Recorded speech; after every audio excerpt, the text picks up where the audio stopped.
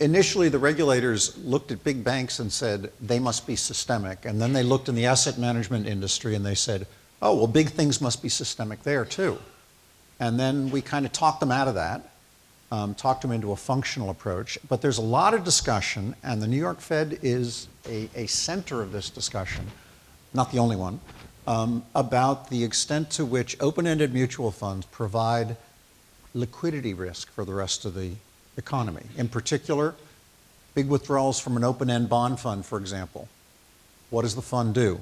Sells a bunch of bonds. How liquid is the market for corporates? Not so liquid. So prices are going to collapse.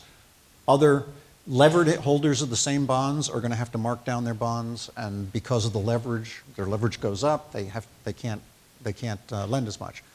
I think it's safe to say that blog you referred to in particular from 2 weeks ago, I think, that came out on the New York Fed. And the one I asked about, I know about the model underlying that paper, but they haven't written it up anywhere. And I was talking to the New York Fed's research director, and I said, you can't put stuff out like that claims that there are big liquidity effects without telling people what the basis is for your claim. And so I don't know what they're going to do in terms of writing it up, but I was very disappointed because I have a very high opinion of the New York Fed's research staff. And I think that was an article or a blog about religion. It wasn't about economics.